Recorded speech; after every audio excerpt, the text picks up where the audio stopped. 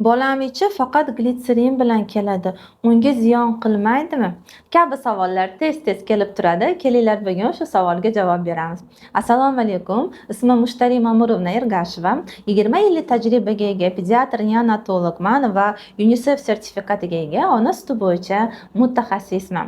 Mening kanalimda, ya'ni doktor Mushtariy Mamuriy kanalida siz chaqaloqlar, emizikli ayollar va emizikli bo'lmagan onalar va umuman ona bola juftligi haqida, ularning sog'lig'i haqida ko'p foydali ma'lumotga ega bo'lasiz. Bizdan yiroqlashmang. Bu videoni ko'rishni boshlagan bo'lsangiz, albatta like tugmachasini bosib qo'ying, obuna bo'lib qo'ying va bu videoni tanishlariga ulashib qo'ying. Biz boshladik. Xo'p, bolajonni ichini glitserin bilan keltirayotganimizda nima uchun buni qilayotganimizni oldin bilib olishimiz kerak. Albatta siz aytasiz, nima uchun qilardim? Ichi kelmagani uchun, ichi qotgani uchun qilaman-da deb. Xo'p, ich qotish o'zi nima? Demak, birinchi topib olishimiz kerak va javob berishimiz kerak bo'lgan masala bu chaqaloqlarda, umuman bolalarda ich qotish o'zi nima?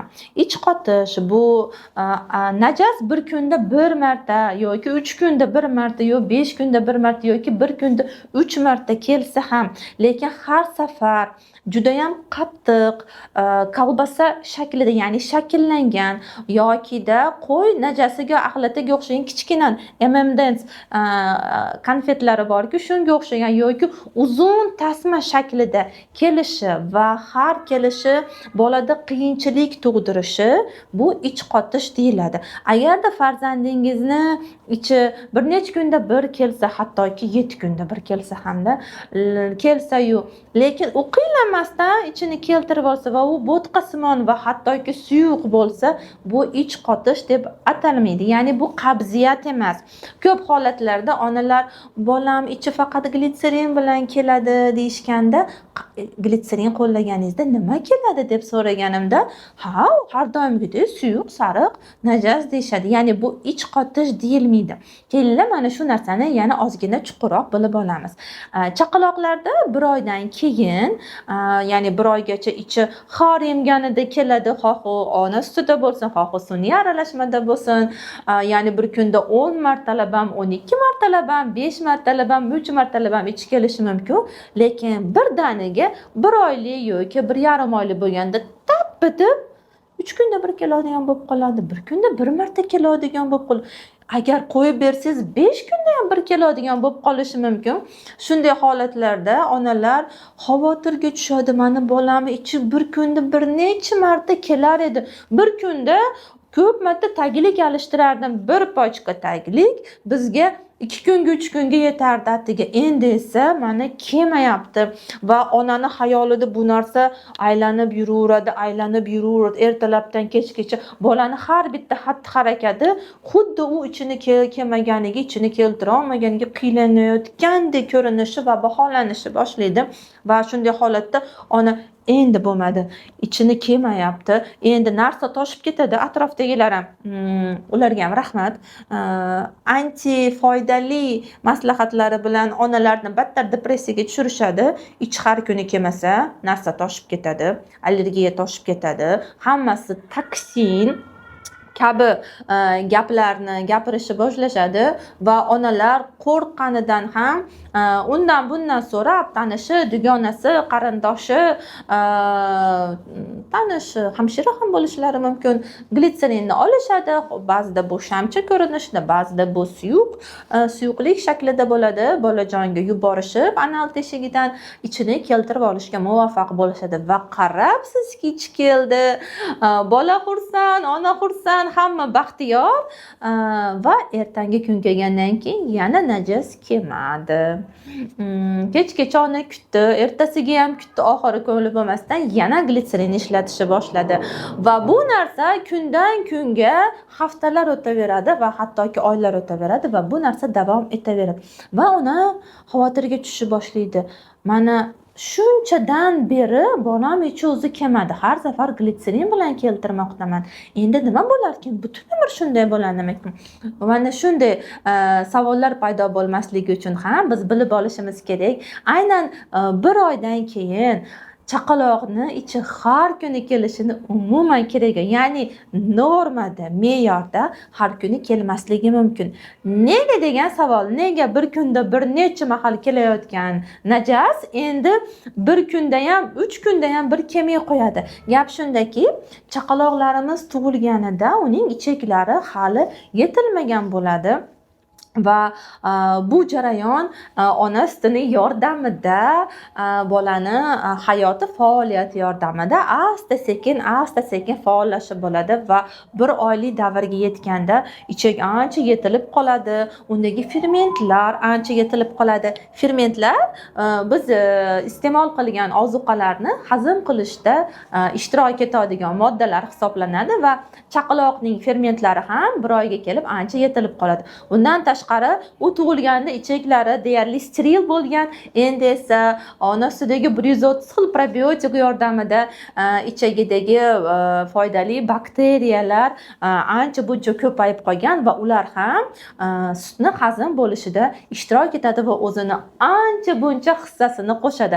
Va mana shu omillar hisobiga ona suti deyarli hazm bo'lib ketishni boshlaydi va najasga yarasha qoldiq deyarli qolmaydi va o'shaning uchun bolani ichi har kuni kelmasligi bu me'yor. Eng qizig'i 2018-yilda Toshkentda juda ham ulkan xalqaro konferensiya bo'lgan va aynan gastroenterologiya bo'yicha Italiyadan juda ham kuchli mutaxassislar kelishgan va aynan neonatologlarga va pediatrlarga shu bolalarda ichak muammolari bo'yicha juda ham sifatli va qiziqarli ma'ruzalar o'tib berishgan. O'shanda bir zal odam, hammasi shifokorlar, pediatrlar va neonatologlar va ma'ruzachi, professor chiqib, bolalarni ichi 14 kunda bir kelishi ham norma deganlarida butun zal deb o'rgan, hammasi shifokorlar, ularning ichida hattoki ilm bilan shug'ullanadigan olimlar ham bor. Bizni miyamiz u paytda bunday ma'lumotni qabul qilishi juda ham qiyin bo'lgan, lekin shukrki bugungi kunda ilmiy izlanadigan shifokorlarimiz ko'payib qolgani uchun va biz buni hayotdagi tasdig'ini ko'rayotganimiz uchun bolalarni ichi har kuni kelmasligi bilan biz uni avvalgidek kurashmay qo'yganmiz va bu me'yor ekanligini va nihoyat asta qabul qilishni boshladik. Ya'ni ko'rib turganingizdek, agar siz biron bir rivojlangan mamlakatda yashasangiz va chaqalog'ingizni ichi har kuni kelmasa-yu siz shifokorga murojaat qilsangiz, bidan bu norma, uyingga ketaver deb jo'natib yuboradi. Demak, har kuni ichi kelmasligi bu norma bo'ladi, lekin kasallik bo'lishi mumkinmi? Kasallik ham bo'lishi mumkin. Kelinglar buni farqlashni o'rganib olamiz. Qanday holatlarda chaqaloqning ichi har kuni kelmasligi me'yorku, qanday holatlarda bu kasallik? Avvalambor najasni ko'rinishiga qaraymiz. Sizlarga boshida aytib o'tdim, qabziyat deb qachonki o'sha kelayotgan najas bir kunda 3 marta kelsa ham, lekin u qattiq shakllangan yoki dumaloq sharik shaklida yoki uzun tasma shaklida yoki kichkina dumaloq qattiq shakllangan sharikchalar sifatida keladigan bo'lsa, bu qabziyat bo'ladi. Agar u bir necha kunda bir kelsa, lekin bo'tqasimon yoki suyuqroq bo'lsa yoki juda ham yumshoq bo'lsa va bola qiynalmasdan ozgina kuchanadi albatta, lekin qiynalmasdan ichini keltirib olsa, bu normal holat. Undan tashqari, agar bu qabziyat bo'lmasa, bu me'yoriy holat bo'lsa, bolajonimizni vazn qo'shishi me'yorda bo'ladi, psixomotor rivojlanishi me'yorda bo'ladi va bundoq olib qaraganda uni uyqusi, emishi, o'zini his qilishi, bundoq qolasangiz baxtli sog'lom chaqaloq ko'zingizda bo'ladi. Bunday holatlarda agar farzandingizni ichi har kuni kelmasa, uni glitserin bilan iltimos keltirmang, kirsovun bilan keltirmang. Yana quloq tozalaydigan maxsus cho'pchalar bor yoki burun tozalaydigan, ularni vazelinga botirib, ular bilan ham yordam bermang. Nega degan savol. Chunki bu me'yoriy holat, avvalambor, ya'ni qachonki najas yig'ilgandan keyin, ya'ni ona suti to'liq hazm bo'lib ketgan, o'shancha qoldiq deyarli qolmagan va qachon o'sha najas yig'ilganidan keyin bolajon o'zi ularni chiqarib oladi. Xo'p, nima bo'ladi agar biz glitserindan har kuni foydalansak? Bunaqa ona bola juftliklari bor, har kuni muntazam ravishda bir necha oy va hattoki yil mobaynida glitserin yordamida najasni keltirishadi. Gap shundaki, umuman olganda glitserin bu so'rilmaydi, inert modda desak ham bo'ladi. Qanday kirgan bo'lsa shunday chiqib ketadi, u xavfsiz va farzandingizga o'zicha hech qanday ziyon qilmaydi. Aslida xavfsiz va qo'llashingiz mumkin. Lekin deganlaridek shunday xavfi borki, agar siz har kuni bolajoningizni muntazam ravishda ichini kelishiga tashqaridan qaysidir modda yordamida yordam berishni boshlasangiz, o'zining defekatsiya akti, ya'ni najas kelib olishi, bu juda ham murakkab bo'lgan, murakkab mexanizmga ega bo'lgan jarayondir. Ya'ni bu to'g'ri ichakning bo'shash, ya'ni to'g'ri ichakda najas yig'ilishi, u maxsus retseptorlarga bosim berishi, bolada o'sha bosimni his qilish hisobiga ozgina kuchan paydo bo'lishi va bu kuchan yordamida anal sfinkter, ya'ni anal teshigining atrofidagi anal sfinkterlar bo'shashi va najas chiqib ketishi va bu jarayonni juda ham yengillashtirib, soddalashtirib sizga tushuntirdi. Aslida buni regulyatsiyasida, ya'ni buni nazoratida orqa miya, bosh miya, ya'ni asab tizim va yana boshqa tizimlar ishtirok etadi.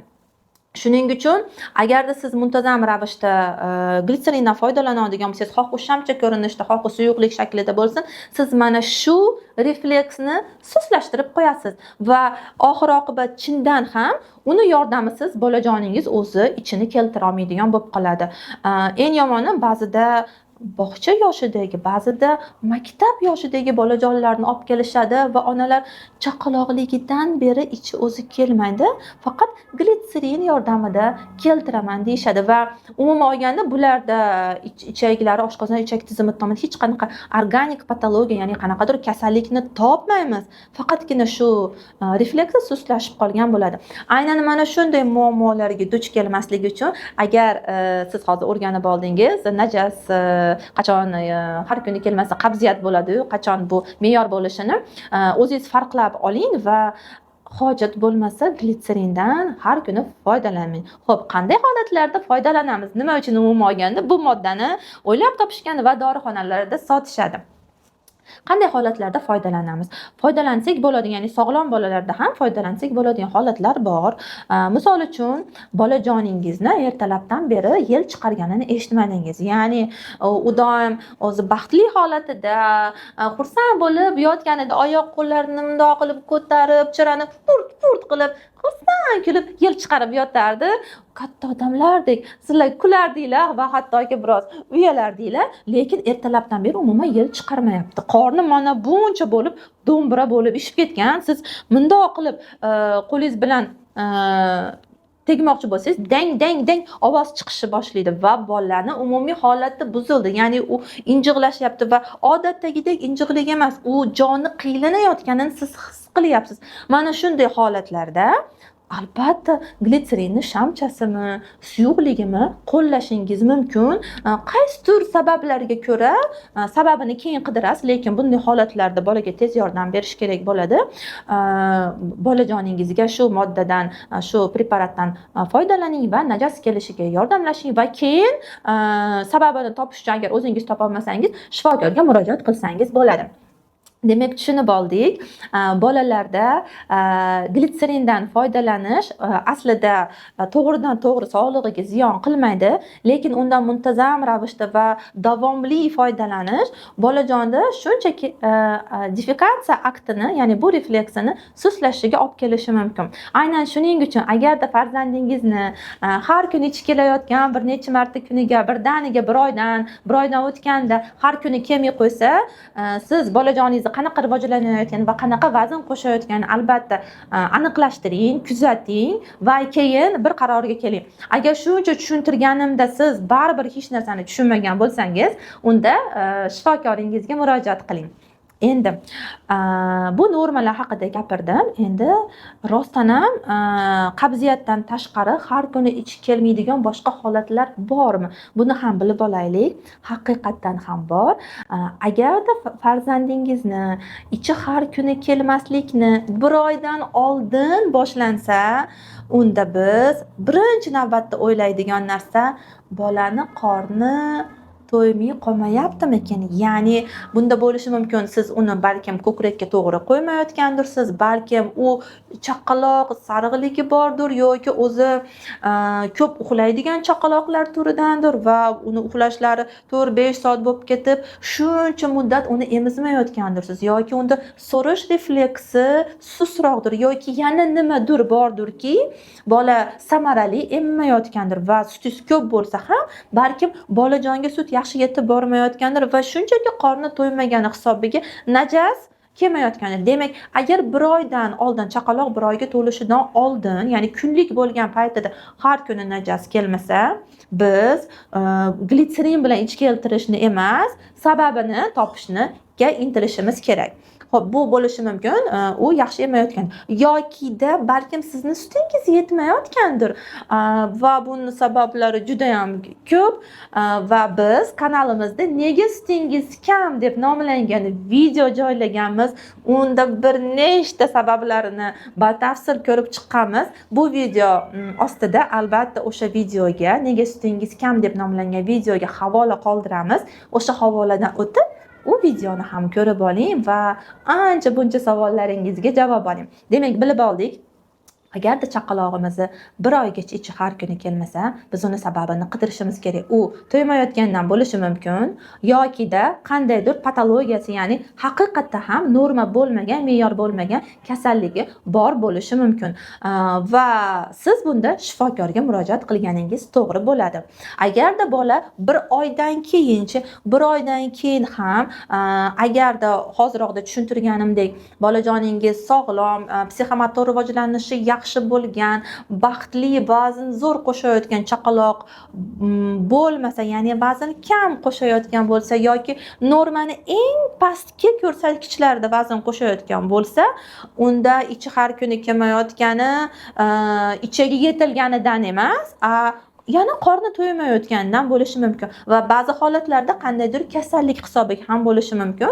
Shuning uchun agar siz sog'lom, baxtli, xushchaqchaq chaqaloqni ko'rmayotgan bo'lsangiz, vazn yaxshi qo'shayotgan, unda yana shifokorga murojaat qiling va sababini qidiring va uni bartaraf qiling.